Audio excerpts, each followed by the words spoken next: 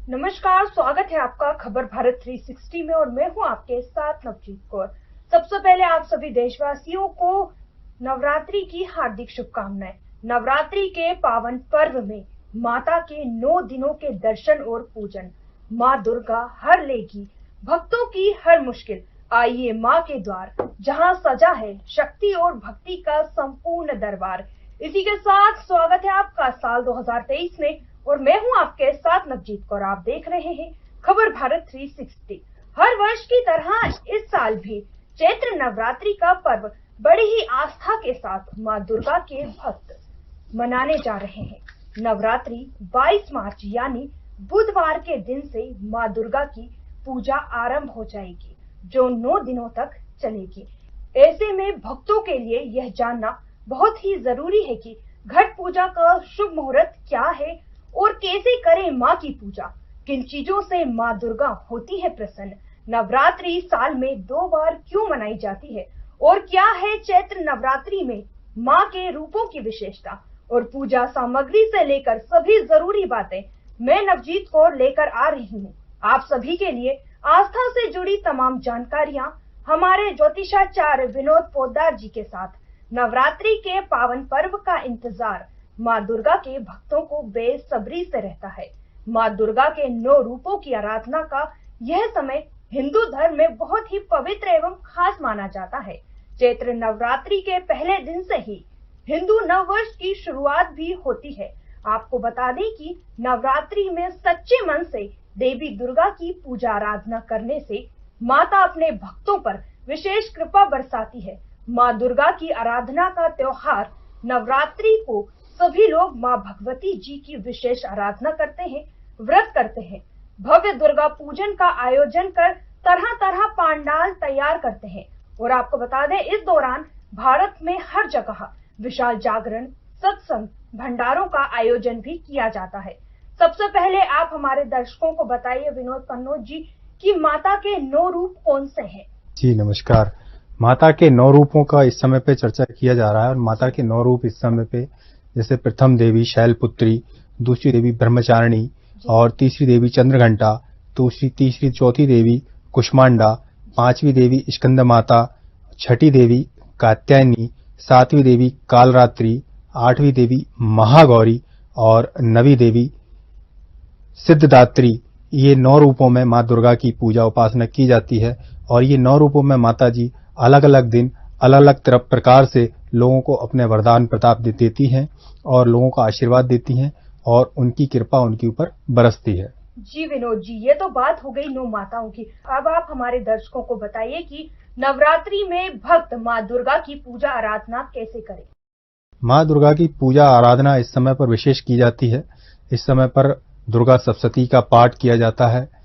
माता अर्गला स्तोत्र का पाठ किया जाता है, सिद्ध कुंजिका का पाठ किया जाता है, कुछ लोग दुर्गा चालीसा का पाठ करते हैं, कुछ माता के अलग अलग मंत्रों का जाप करके सिद्धि प्राप्त करते हैं और अपनी सिद्धि को प्राप्त करके भक्ति को प्राप्त करते हैं और जीवन में आनंद बरसाते हैं। पंडित जी, ये तो बात हो गई चैत्र नवरात्रि की। अब आप बताइए कि चैत्र नवरात्रि और शरद नवरात्रि में क्या अंतर होता है। चैत्र नवरात्रि जो कि फसल आने के उत्साह में मनाई जाती है, इस प्रकार के माता के आशीर्वाद किसानों पर और देश पर पड़ता है और ऐसी प्रकार से शारदीय नवरात्रि जब आती है तब भी फसल कटने का उस अलग प्रकार की फसलों का आगमन होता है। जब भी नवरात्रि आती है तब फसलों के आगमन के साथ ही होती है और किसानों में और देश में सर प्रकार की उन्नति का सामान लेकर आती है माता जी। इसलिए चैत्र नवरात्रि का अलग प्रकार से और शारदीय नवरात्रि का अलग प्रकार से फसलों के आगमन पर यह त्योहार मनाया जाता है और ये पर्व माता जी के आशीर्वाद से शुरू होता है ताकि किसी भी प्रकार की धन धान्य की देश में या व्यक्ति को कमी महसूस ना हो और उनकी स्थापना करने के बाद हर चीजों का उनके जीवन में एक सही प्रकार से जीवन यापन होता रहे उनका। पंडित जी, साल 2023 में घट स्थापना का शुभ मुहूर्त क्या है। देखिए, घट स्थापना का शुभ मुहूर्त जो है प्रातः काल से शुरू होगा। सुबह 6 बजे से 9:30 बजे तक का एक मुहूर्त रहेगा उस दिन और फिर 11 बजे से 12:30 बजे तक का एक दूसरा मुहूर्त आएगा सुबह का। फिर संध्या काल का एक मुहूर्त आता है 5 बजे से 6:30 बजे तक का और फिर एक रात्रि का घट स्थापना का एक मुहूर्त आता है 8 बजे से रात्रि 11 बजे तक का। इस समय पर जो भी चैत्र नवरात्रि आरंभ करना चाहते हैं या घट स्थापना करना चाहते हैं या जवारे बोना चाहते हैं या अखंड ज्योति की स्थापना करना चाहते हैं, वो इस मुहूर्त में कर सकते हैं, उनके लिए शुभ रहेगा। 2023 में कलश स्थापना और अखंड ज्योति और ज्वारे बोने का शुभ मुहूर्त भी बता दीजिए हमारे दर्शकों को। अखंड ज्योति जलाने का शुभ मुहूर्त जो रहेगा संध्या काल 6 से 8:30 बजे तक का और 11:30 बजे तक का, ये शुभ मुहूर्त रहेंगे। माँ दुर्गा की पूजा का सही समय क्या रहने वाला है? माँ दुर्गा की सही पूजा का सही समय जो है प्रातः काल से ही रहेगा। प्रातः काल से सही पूजा, उनकी आराधना, उनका व्रत उपासना संकल्प लिया जाएगा और माता जी सुबह 6 बजे से ही सब भक्तों को आशीर्वाद देने के लिए अदृश्य रूप से उनके घर में स्थापित हो जाएंगी और उस समय पर जो भी उनकी पूरा आराधना करता है उनके लिए वो कार्य शुभ होगा। माता की पूजा में 16 श्रृंगार का सामान अर्पित करने से क्या होता है? माता की 16 श्रृंगार का जो सामान उनको अर्पित किया जाता है उसमें विशेष रूप से ये होता है कि किसी भी प्रकार की जो घर में सुख समृद्धि है, मंगल कार्य है, वो उनके जीवन में बना रहे। और माता जी को 16 श्रृंगार में कई प्रकार की, जैसे मांग टीका, बिंदी है, सिंदूर है, श्रृंगार सामग्री में चुनरी है, पायल है, बिछिया है, ये सभी प्रकार की जो 16 श्रृंगार माता जी को अर्पित किए जाते हैं। ये माता जी को अर्पित करने का एक मुख्य कारण है कि घर में किसी भी प्रकार की अनहोनी ना हो, माता जी श्रृंगार स्वरूप में अपनी सजी धजी से अपने परिवार में स्थापित हों और उनको जो श्रृंगार दिया जाता है और वो किसी सुहागन स्त्री को ही वापस दिया जाता है ताकि वो सुहागन स्त्री सदा बनी रहे, उसके ऊपर उसका सौभाग्य उसके ऊपर बना रहे और उसका माता जी का और ईश्वर का आशीर्वाद उसके ऊपर बना रहे। इसी प्रकार से माता जी के सभी दिन 9 दिन माता जी को श्रृंगार सामग्री अर्पित की जाती है और श्रृंगार सामग्री सुहागन स्त्री को, सौभाग्यशाली स्त्री को दी जाती है ताकि घर में किसी प्रकार की सौभाग्यता या अशुभता न आने पाए। पंडित जी, आप हमें अब ये बताइए कि साल में नवरात्रि कितनी बार आती है और गुप्त नवरात्रि क्या होती है? साल में विशेष नवरात्रि तो जो है 2 बार ही आती है, जिसमें चैत्र नवरात्रि जिसे बसंत नवरात्रि के रूप में माना जाता है और एक कुंवार नवरात्रि जो शारदीय नवरात्रि के रूप में कही जाती है। ये नवरात्रि विशेष तो फसलानों का आगमन के लिए होता ही है, लेकिन 2 गुप्त नवरात्रि जो आती हैं, जो गुप्त नवरात्रि जो होती है जिसमें सिद्धि के लिए की जाती हैं, समृद्धि के लिए की जाती है, जिसमें पूजा आराधना या इस प्रकार की कर्मकांड से युक्त नहीं होती है, जो गुप्त रूप से जो भी शक्ति देवी भक्ति की आराधना करना चाहते हैं या उनका आशीर्वाद प्राप्त करना चाहते हैं, ये उनकी कृपा प्राप्ति के लिए गुप्त नवरात्रि का विशेष आगमन होता है। इस प्रकार से आती तो 4 बार नवरात्रि है, लेकिन जो कर्मकांड के रूप में आती हैं जिसमें पूजा आराधना कर सकते हैं, वो गुप्त नवरात्रि ना होकर जो शारदीय नवरात्रि और बसंत नवरात्रि के रूप में मानी जाती है। पंडित जी, माता के भक्त नवरात्रि में व्रत रखते हैं तो उन्हें व्रत में क्या खाना चाहिए? माता जी के भक्त जो उनका व्रत करते हैं, माता जी के भक्तों को इस समय पर जो वैसे तो कुछ खाया नहीं जाता है, जो संकल्पित व्रत करते हैं तो इस समय पर कुछ खाया नहीं जाता है और माता जी का अगर थोड़ा सा स्वल्पाहार अगर वो लेना चाहते हैं या किसी प्रकार का व्रत फलाहार लेना चाहते हैं तो इस समय पर फलों का सेवन वो कर सकते हैं या फिर साबूदाने की खिचड़ी होती है, साबूदाने की खीर होती है और साबूदाने की कई प्रकार की सामग्रियां बन जाती हैं जिस प्रकार से उनका सेवन कर सकते हैं। सिंगाड़े का आटा उसमें उपयोग किया जाता है, सिंगाड़े के आटे का कुछ व्यंजन बनाकर उनका उपयोग कर सकते हैं और इस समय पर फलों का विशेष रूप से अगर अधिक से अधिक संख्या में वो फलों का ही अगर वो सेवन करें तो जिसलिए फलाहार जिसके रूप में इसको कहा जाता है, फलों का आहार, तो फलाहार का सही नियम वो भंग नहीं होगा और फलाहार का ही अगर वो पारण करते हैं उससे अच्छा रहता है। पंडित जी, अगर हम वही बात करें 9 दिनों की, तो माता के भक्तों के लिए 9 दिनों तक कौन से वस्त्र धारण करना चाहिए? कौन से कलर इस बार 2023 में कौन सा कलर भक्तों के लिए सबसे ज्यादा लाभदायक रहने वाला है? देखिए, माता जी की भक्ति करने के लिए ये 9 दिन जो होते हैं विशेष, इन 9 दिनों में वैसे तो माता जी का कोई खास रंग नहीं होता है। इस समय पर भक्तों के लिए विशेष रंग जो होता है वो ये होता है कि इस समय पर जितने भी सात्विक रंग हैं, जो सौम्य रंग हैं, उनका ही उपयोग करें। जैसे श्वेत वस्त्र है, श्वेत वस्त्रों का अगर वो करते हैं तो मन शांत रहता है, या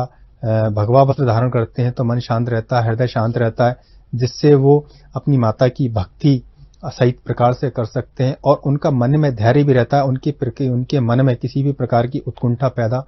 नहीं होती है और किसी भी प्रकार के उनके अंदर किसी प्रकार की दुर्भावना का आगमन नहीं होता है। जिसलिए अगर वो जितना भी सौम्य रंग का उपयोग करते हैं, सौम्य वस्त्रों का उपयोग करते हैं, तो उनके लिए विशेष अच्छा रहने वाला है और माता की भक्ति और उनका आशीर्वाद उनको उतना ही मिलेगा, क्योंकि माता की भक्ति जितने मन से की जाएगी उसमें रंगों का विशेष प्रभाव होता है। अगर भड़कीले रंगों को पहनेंगे तो स्वाभाविक है कि वो अपने व्रत में, अपनी भक्ति में कहीं ना कहीं विघ्न उत्पन्न कर सकते हैं। तो इसलिए जितने भी सौम्य वस्त्र हैं, सौम्य रंग हैं, उनको वस्त्रों का धारण करें तो उनके लिए, भक्तों के लिए ज्यादा अच्छा रहेगा। जी पंडित जी, 9 दिनों तक भक्त माता की आराधना में, भक्ति में लीन रहते हैं। नवमी के दिन कन्याओं को भोजन कराया जाता है, तो उससे क्या लाभ होता है? नवमी के दिन कन्याओं को भोजन कराने से वो कंजिकाएं कहलाती हैं और जो कंजिकाओं को भोजन कराया जाता है, वो कंजिका छोटी छोटी सी जो 5 वर्ष से कम आयु की होती है, उनको कंजिका कहा जाता है और वो माता स्वरूप मानी जाती हैं। और उन कन्याओं को भोजन कराने के बाद उनको उचित वस्त्र, चुनरी अगर देते हैं और उनका तिलक करके चरण स्पर्श करते हैं, तो जो कि स्वयं माता जी के रूप में, साक्षात रूप में वो उनके घर में आकर भोजन करती हैं। उनके घर में अगर वो जूठन का गिरना होता है जिससे सब समृद्धि व्यवहारता उनके घर में बनी रहती है और इसका माता जी से सीधा कनेक्शन, सीधा आशीर्वाद उनको प्राप्त होता है। और तो 9 कंजिकाओं का या नवरात्रि के आखिरी दिन जो भोजन कराया जाता है कन्याओं को, वो बहुत ही ज्यादा महत्वपूर्ण माता जी के आशीर्वाद से जुड़ा होता है। अगर वो माता जी का आशीर्वाद प्राप्त करना चाहते हैं और जो 9 दिन उन्होंने व्रत किए हैं, तो किसी भले चाहे अगर उनकी सामर्थ्य में 9 कन्याओं को या अधिक कन्याओं का भोजन कराना उनके सामर्थ्य में नहीं आ पा रहा है या युक्ति नहीं बैठ पा रही, इतनी कन्या उपस्थित नहीं हो पा रही, एक से अनेक जितनी भी कन्याओं को अगर वो भोजन कराते हैं तो उनके लिए विशेष लाभ प्राप्त होता है और उन कन्याओं का आशीर्वाद जरूर लेना चाहिए। और आशीर्वाद लेने से उनके जीवन में किसी भी प्रकार की जो समस्याएं तत्काल में चल रही हैं, वो समस्याएं दूर होती हैं। जी पंडित जी, ये तो बात हो गई 9 माताओं की, और अब आप हमें बताइए कि सभी 9 माताओं को भोग में क्या चढ़ाना चाहिए, क्या अर्पित करना चाहिए? देखिए, वैसे तो माता जी के विशेष रूप से फलों का आहार विशेष प्रिय है, लेकिन फिर भी अगर माता जी को अपने प्रेम के कारण वो माता जी के लिए हर दिन किसी न किसी के रूप में अगर माता जी को कुछ भोग लगाना चाहते हैं, तो प्रथम दिन जो है अनार का भोग वो लगा सकते हैं। अनार का भोग लगाने से माता जी प्रथम दिन बड़ी प्रसन्न होती हैं और अनार के साथ साथ, फल के साथ साथ वो जो आटे का हलवा होता है उस हलवे का भोग लगाते हैं या सिंगाड़े के आटे का भोग लगाते हैं, तो माता जी के लिए बहुत प्रिय होता है, जो उनको लगाना चाहिए। दूसरे दिन जो माता जी की ब्रह्मचारिणी का जो दिन है, उनका ब्रह्मचारिणी के दिन उनको साबूदाने की खीर का भोग लगाया जाता है, तो उनके लिए विशेष लाभकारी रहेगा। और तीसरा दिन जैसे चंद्रघंटा का होता है, चंद्रघंटा माता जी के लिए भोग के रूप में केले के फल और साथ में खिचड़ी का भोग अगर उनको लगाते हैं तो उनके लिए विशेष लाभकारी रहने वाला है। चौथा दिन माता कुष्मांडा का होता है। कुष्मांडा माता जी के लिए यदि वो इस दिन अनार के रस का भोग लगाते हैं और किसी प्रकार के शुद्ध गाजर का हलवा या किसी प्रकार के हलवे का भोग लगाते हैं तो उनके लिए अच्छा रहने वाला है। और 5वां दिन जो कि स्कंद माता का होता है, स्कंद माता के लिए वो इस दिन नारियल का बूरा या नारियल के हलवे का या किसी प्रकार की नारियल की चीजों का उपयोग अगर वो करते हैं तो उनके लिए विशेष आशीर्वाद प्राप्त होता है। 6वां दिन कात्यायनी माता का होता है। कात्यायनी माता जो विशेष विवाह के लिए सक्रिय कार्य कराती हैं, तो उनके लिए इस दिन पूड़ी और सब्जी का उनको भोग लगाते हैं और वो पूड़ी सब्जी का भोग किसी कन्या को देते हैं तो उनके लिए विशेष आशीर्वाद प्राप्त होता है। 7वां दिन काल रात्रि का होता है। काल रात्रि माता के लिए यदि इस दिन वो सिंगाड़े के आटे के पूड़ी बनाकर उनको भेंट करते हैं, उनको भोग लगाते हैं और वो किसी कन्या को खिलाकर उसकी जूठन स्वयं ग्रहण करते हैं तो उनके लिए विशेष आशीर्वाद प्राप्त होता है माता जी का। और 8वां दिन महागौरी का होता है। महागौरी के लिए एक जो आटे का पतला हलवा उनके लिए, जिसको लपसी कहा जाता है, वो भोग में उनको अर्पित किया जाता है। चने, जो सूखे चने, उनको फ्राई किए हुए चने उनको भोग में अर्पित किए जाते हैं और वो भोग स्वरूप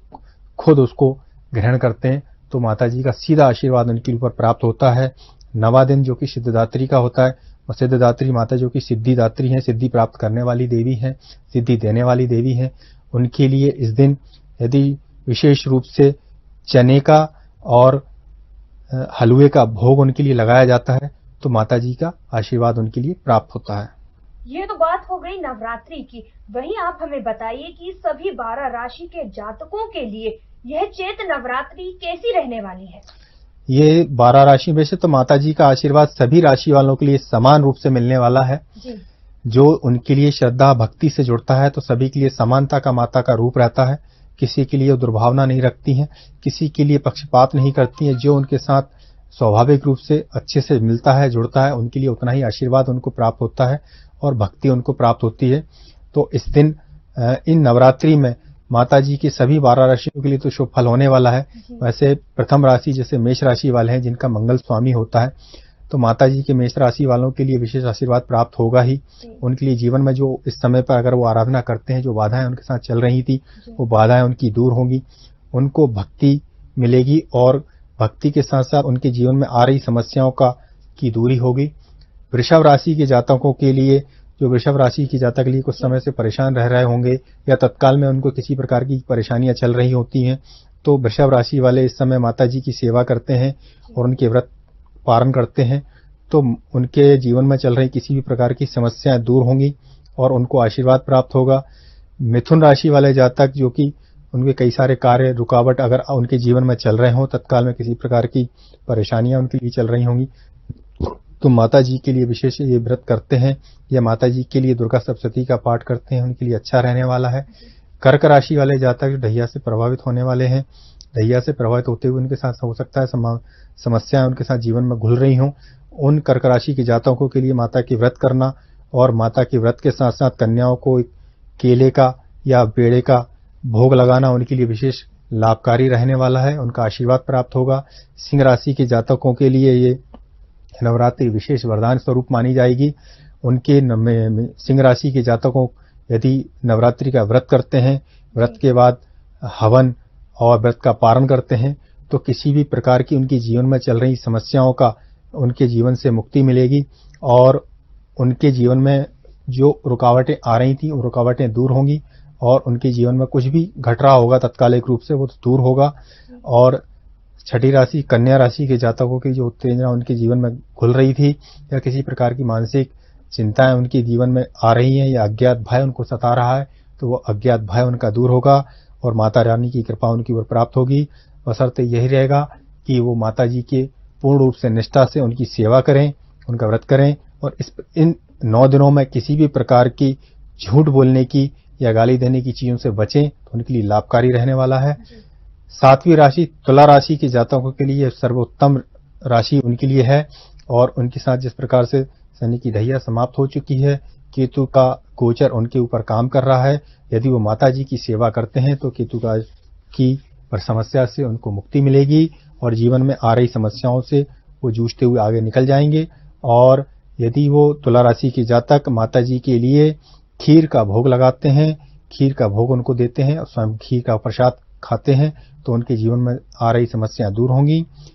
8वीं राशि वृश्चिक राशि के वालों के लिए इस समय पर जो समस्याएं चल रही हैं या दाम्पत्य जीवन में उनके साथ आर्थिक परेशानियां चल रही हों या किसी भी प्रकार की वृश्चिक राशि वालों के लिए समस्या चल रही होंगी, वो समस्याएं दूर होंगी। माता जी का आशीर्वाद उनको प्राप्त होने वाला है। माता जी के लिए वो अनार का भोग अगर प्रतिदिन वो लगाते हैं, तो उनके साथ जीवन में किसी भी प्रकार की समस्या वर्तमान में चल रही होंगी, वो समस्याएं दूर होंगी। 9वीं राशि धनु राशि वाले जातक इस समय पर हो सकता है कि परेशान हो, क्योंकि 7.5 अभी निकली, तो थोड़ा सा 7.5 का प्रभाव उनके जीवन में शायद रहा हो। तो किसी भी प्रकार की अगर उनके जीवन में समस्याएं चल रही हो धनु राशि के जातकों के लिए, तो माता रानी की ये 9 दिन अगर वो व्रत करते हैं या दुर्गा सप्तशती, सिद्ध कुंजिका या दुर्गा चालीसा का पाठ करते हैं, अर्गला स्त्रोत का पाठ करते हैं, तो उनके मनोबल में वृद्धि होगी, शारीरिक मानसिक और आर्थिक समस्याओं से उनको मुक्ति मिलेगी। 10वीं राशि मकर राशि के जातक इस समय पर 7.5 से हो सकता है कि परेशान चल रहे हों या किसी भी प्रकार की समस्याएं उनके जीवन में आ रही हों, वो समस्याओं को व्रत करने से दूर होंगी और उनकी उपासना करें। अगर व्रत नहीं कर सकते हैं तो उनका पाठ करें, दुर्गा सप्तशती का पाठ कर सकते हैं, दुर्गा चालीसा का पाठ कर सकते हैं, सिद्ध कुंजिका का पाठ कर सकते हैं या ओम शमशा दुर्गाय नमः इस मंत्र का जाप कर सकते हैं। इस मंत्र का जाप करने से भी उनके जीवन में समस्याएं दूर होंगी, उनका मनोबल बढ़ेगा या किसी भी प्रकार की समस्या उनके साथ चल रही हो वो समस्या दूर होगी। कुंभ राशि के जातकों के लिए यह नवरात्रि विशेष रहने वाली है। कुंभ राशि के जातक यदि माता जी की सेवा पूरी निष्ठा से, पूरी भावना के साथ करते हैं तो उनके साथ शनि की किसी प्रकार की समस्या उनके जीवन में चल रही हो या किसी प्रकार की ग्रह बाधा उनके साथ चल रही हो, वो ग्रह बाधा उनकी दूर होगी और सारी समस्याओं से मुक्त होकर वो अपने उन्नति के कार्य को करने में सक्षम हो पाएंगे। और साथ ही अंतिम राशि जो कि मीन राशि है, मीन राशि के लोग इस समय साढ़े साथी से प्रभावित हो सकते हैं। उनके जीवन में किसी प्रकार की समस्या उनके साथ चल रही हो, घट रही हो, या कहीं भी किसी प्रकार की बाहर या देश विदेश में जाने के लिए उनको किसी प्रकार की अड़चनें आ रही हो, समाज समस्या उनके साथ खड़ी हो रही हो, तो पूरी निष्ठा के साथ यदि वो इस नवरात्रि का वो व्रत करते हैं या नवरात्रि में माता जी की पूरी सेवा करते हैं, जवारे बोते हैं, जोत जलाते हैं, या उनकी सेवा उनके पाठ का, उनकी दुर्गा सप्तशती के पाठ का, या सिंधुकुजी का पाठ का, या अर्गला स्त्रोत के पाठ का, ओम क्रीम कालिकाय नमः इस मंत्र का जाप भी अगर वो करते हैं तो पूरी निष्ठा से इस मंत्र का जाप वो करने से उनके जीवन में घुल रही समस्याएं दूर होंगी और उन्हें उन्नति का रास्ता मिलेगा और जीवन की सारी समस्याओं को दूर करते हुए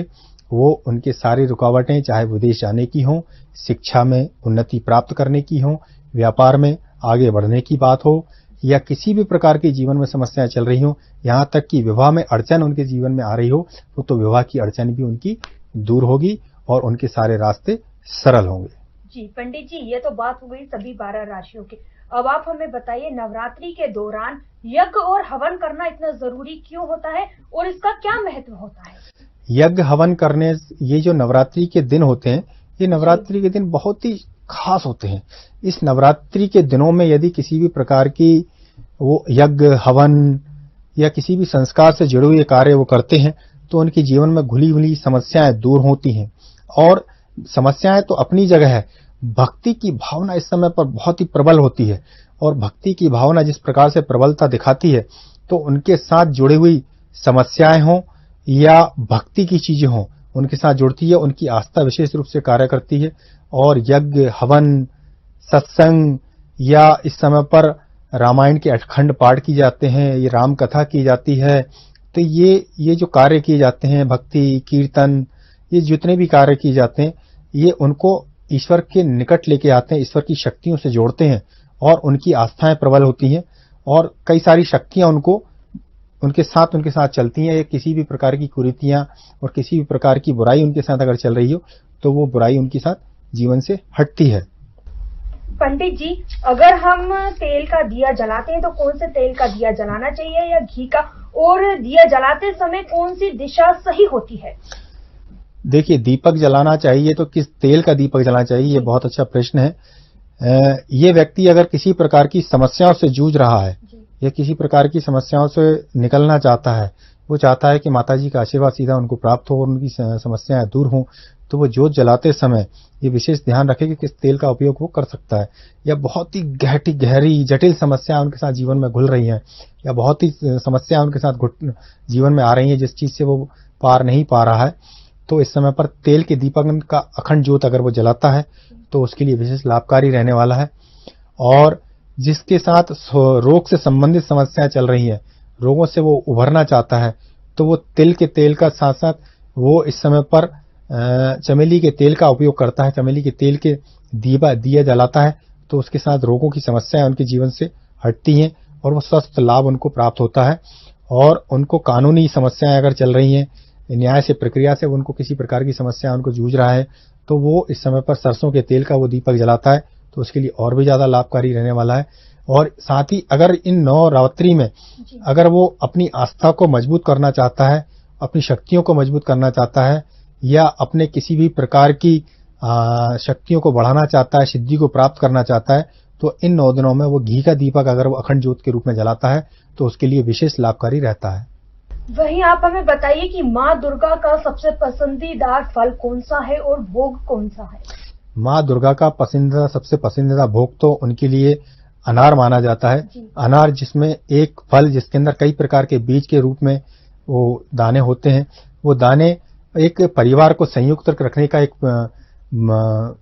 परिचय बताते हैं कि किस प्रकार के एक के अंदर किसी पर सभी लोग एक तरीके से इकट्ठे होकर रह रहे हैं और सभी प्रकार के ये विश्व के रूप में अनार का एक प्रतीक माना जाता है। और अनार के अंदर जितने भी बीज होते हैं वो अनार के अंदर सभी जीवों का इसमें समावेश होता है। तो अनार का फल माता रानी के लिए बहुत प्रिय होता है, बहुत पसंदीदा होता है उनके लिए। वही अगर बात करें तो नवरात्रि में किन चीजों से परहेज करना चाहिए और क्या कुछ नहीं करना चाहिए, जिससे भक्तों को आगे जाके कोई परेशानी का सामना ना करना पड़े। नवरात्रि की भक्ति जो करता है इस समय पर नवरात्रि की भक्ति करता है, देवी जी की आराधना करता है, तो इन 9 दिनों में विशेष रूप से ये ध्यान रखना चाहिए कि वो व्यक्ति झूठ ना बोले। ये सबसे बड़ा व्रत होता है। आप भोजन का व्रत करें या ना करें उसका मतलब नहीं है। अगर आपने मिथ्या भाषा ना करने का व्रत का अगर आपने लिया है तो ये आज के युग का सबसे बड़ा व्रत माना जाएगा। और यदि इसके साथ साथ यदि आप किसी भी प्रकार की झूठ बोलने के साथ साथ अगर गाली या अपशब्द कहने का भी व्रत लेते हैं कि अगर इस समय पर हम किसी प्रकार के अपशब्द किसी को नहीं कहेंगे या किसी प्रकार की गाली का दुर्व्यवहार किसी के साथ नहीं करेंगे तो ये दूसरा सबसे बड़ा व्रत माना जाता है। कि अगर इन 2 व्रतों का अगर वो कर लेता है, सामना कर लेता है, तो ये समझ लीजिए वो जीवन की हर समस्याओं का सामना कर सकता है और हर चीजों से वो बाहर निकल सकता है। वही 9 दिनों तक कुछ भक्त नंगे पैर जाते हैं, 9 दिनों तक चप्पल जूते कुछ नहीं पहनते, तो इससे क्या होता है? 9 दिनों तक ही सबकी अपनी अपनी आस्था सा विषय है। कुछ लोग जूते छोड़ देते हैं, कुछ लोग कई प्रकार की चीजें छोड़ देते हैं, कुछ विशेष प्रकार का भोजन छोड़ देते हैं, कोई लोग विशेष प्रकार के वस्त्रों को त्याग कर देते हैं, कुछ लोग अपने घर का त्याग करके कहीं और 9 दिन में रहते हैं, कुछ लोग मंदिरों में जाकर अपना आसरा ले लेते हैं 9 दिनों तक माता जी की सेवा करने के लिए वहीं मंदिर में विराजमान हो जाते हैं। तो कई सबकी अपनी अपनी आस्था है, लेकिन जिस प्रकार की वो आस्था वो धारण करता है, जैसे 9 दिनों तक वो अपनी चप्पल छोड़ देता है तो चप्पल छोड़ते नंगे पैर माता जी के द्वार जाता है या 9 दिनों तक वो नंगे पैर रहता है, किसी प्रकार की अपनी चरण पादुका का उपयोग नहीं करता है, तो उससे उसको ये लाभ मिलता है कि जीवन में किसी प्रकार के संकटों को वो इस समय पर अगर वो झेल लेता है, जो कि अगर नंगे पैर रहते हैं, जैसे इस समय पर थोड़ी गर्मी भी होने लगती है तो जमीन गर्म होती है, नंगे पैर चलता है तो पैर जलते हैं, तो ये तप है एक प्रकार का। अगर इस वो तप को पूर्ण कर लेता है तो ये तप को पूर्ण करने के बाद वो जीवन में आगे बढ़ने लगता है और चीजें ठीक होने लगती हैं, उसके जीवन में जुड़ी हुई समस्याएं दूर होने लगती हैं, क्योंकि ये व्रत ना होकर एक प्रकार का तप हो जाता है, तपस्या हो जाती है। पंडित जी, चैत्र नवरात्रि के साथ साथ नव वर्ष की भी शुरुआत होने जा रही है, तो क्या कुछ खास है इस वर्ष? चैत्र नवरात्रि के साथ साथ जो प्रथम दिन होता है, हिंदू नववर्ष का पहला दिन माना जाता है, चैत्र का पहला दिन जो एक पड़वा पड़ती है, इसको एकम के दिन जो खास माना जाता है, ये कई प्रकार से खास होता है। इस दिन से ये हिंदू नववर्ष की एक तो आरंभ हो रहा है और इसी दिन माना जाता है। अगर हम मत्स्य पुराण अगर उठा कर देखते हैं, शास्त्रों को उठाकर देखते हैं, तो उसमें आज ही के दिन बताया जाता है कि ब्रह्मा जी ने सृष्टि की रचना की थी, तो इसलिए और विशेष हो जाता है। और आज ही के दिन विक्रमादित्य जो चक्रवर्ती सम्राट हुए हैं, जिन्होंने आज ही के दिन अपना राज्य स्थापित किया था, और आज ही के दिन श्री रामचंद्र जी जब अयोध्या वापस आए थे तो आज ही के दिन उनका राज्य अभिषेक किया गया था। और साथ ही सिखों के धर्मगुरु अंगद देव जी महाराज जी का आज जन्म दिवस मनाया जाता है। आज ही के दिन वो प्रकट हुए थे, तो आज सिखों के लिए भी विशेष दिन उनका माना जाता है। तो आज सिंधी समाज के लिए उनके आराध्य देव जो झूलेलाल जी हैं, उनका भी प्रकट उत्सव मनाया जाता है। आज के दिन वो प्रकट हुए थे, तो इसलिए चेटी चांद का पर्व आज के दिन मनाया जाता है। ऋषि गौतम जी की जयंती भी आज ही के दिन पड़ती है। आज ही के दिन उनका भी अवतार हुआ था, तो आज के दिन भी विशेष उनके लिए मनाया जाता है। और आज ही के दिन महाभारत का युद्ध जीतने के बाद जब युधिष्ठिर को पहली बार राजगद्दी पर बिठाया गया था, तब वो भी प्रथम चैत्र नवरात्रि का प्रथम दिन ही था, तो इसीलिए और उनके हिसाब से भी आज खास दिन माना जाता है। और चैत्र नवरात्रि के दिन जब फसल पकती है, फसल पकने के बाद जब कटाई शुरू होती है, तो ये चैत्र नवरात्रि का दिन उनके लिए भी खास होता है और घट स्थापना करना और उनके लिए विशेष लाभकारी होता है। तो ऐसे कई प्रकार की चीजें हैं जिस प्रकार से ये नववर्ष, हिंदू नववर्ष कई लोगों के लिए कई प्रकार से अपनी अपनी मान्यताओं के अनुसार ये शुभ होता है और विशेष होता है। विनोद पोद्दार जी, आपने हमारे दर्शकों को बहुत ही महत्वपूर्ण जानकारियां दी और हमारे साथ जुड़ने के लिए आपका बहुत बहुत धन्यवाद जी। जैसा कि पंडित जी ने आज हमें चैत्र नवरात्रि के बारे में बताया और वहीं नव वर्ष की शुरुआत कैसे होगी और कितना खास रहने वाला है 2023 का नव वर्ष। इसी के साथ आस्था से जुड़ी तमाम जानकारियों से रूबरू रहने के लिए देखते रहिए खबर भारत 360 और आप सभी देशवासियों को चैत्र नवरात्रि 2023 की हार्दिक शुभकामनाएं।